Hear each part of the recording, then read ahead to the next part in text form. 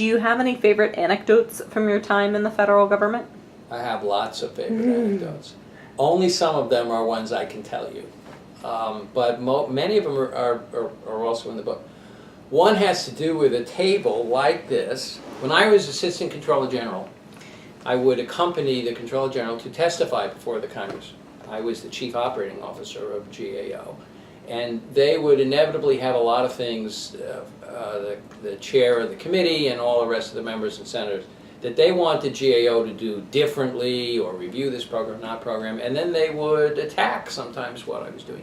And I remember time after time sitting next to Chuck Boucher, the Controller General, leaning forward to defend GAO and feeling his knee up against my knee, just occasionally jamming it, occasionally just putting it right, and asking him later on a number of occasions, you know, Congressman X was not correct in saying what they said about it. And then and Chuck would explain to me that you never want to give the congressman or the senator something while the cameras are rolling that could show that he or she was wrong. It's not about you. It's not about me or the Controller General. It's about the elected official needing to show his constituents or her constituents that they're on top of it. And, you know, we'll fix the problem with the staffer. And that little set of vignettes stayed with me for a long, long time, because it's emblematic of what I address in my oversight chapter, which is don't fight. Don't fight with oversight people you can't win. Figure out how to make them the winner. Much better strategy. The second one happened with a staffer who I will call Ted, not the real name. When I was running the federal welfare programs for a brief period of time, our regulations were horrible. And my bosses wanted us to lay off the Teds who were working on the regulations. And we started to think about doing that. But it was too late for one particular regulation that had to get done in 2 days. And so I called in one or two, and these were the days before laptops, so we got out the scissors and we started redoing the regulations. And I became aware of the fact that this was the first time the people who were writing regulations were actually reviewing draft, redoing them time and time again. And I finally stopped. It was 2 o'clock in the morning. We were going to get done by 9 o'clock the next morning when we had to do it, and then we'd all go, you know, maybe, I don't know if we were going to get a beer or go to sleep or whatever. And I finally said, well, you all look like you haven't done this before. And it turns out that the way they were doing regulations is by typing them up and sending them to the Federal Register and putting them out, and not reviewing draft after draft after draft. So, I mean, it's a little anecdote that was really important to me because it taught me never to presume that people who were not doing a good job couldn't do a good job.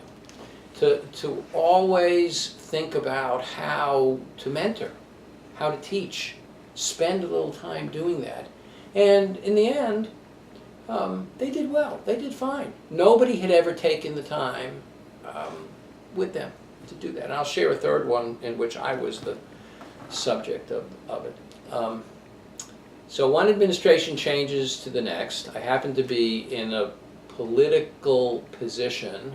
I was still career, but I had been asked to step up to be acting Associate Commissioner of Social Security. And the new people came in, and I moved over, and I was working in the Office of Planning and Evaluation, and we issued a lot of controversial press releases. And the new press director came in looking for the assistant secretary, and she couldn't find him, so she found me, and I explained the reason we released it, and the new administration hated the rule. And the last words I remember her saying was, "You are the worst excuse for a civil servant I have ever heard or seen of. I will have your job." And she left. And she left me I was a GS 15, I think. She left me shaking, and I didn't know what to do. I didn't know whether to call a lawyer or to call my wife or to pack my office. And my boss sent me to talk to the assistant to the new secretary. Joe Califano was the secretary, and I still remember Ben Heineman was his assistant. And he said, "Oh, that's just," and I'm not going to name the name, but that's just Bob or Eileen. Nobody listens to Eileen when she's trashing civil servants. She just does that for fun." And then he paused and he said, "But you know, it might be a good idea if you and your boss figured out how to let us know before you sent those things out." So, a couple of interesting anecdotes that made an impression on me. I think that last one taught me that anytime somebody's beating you over the head, it may be not necessary to beat back. It may be a good idea to go around.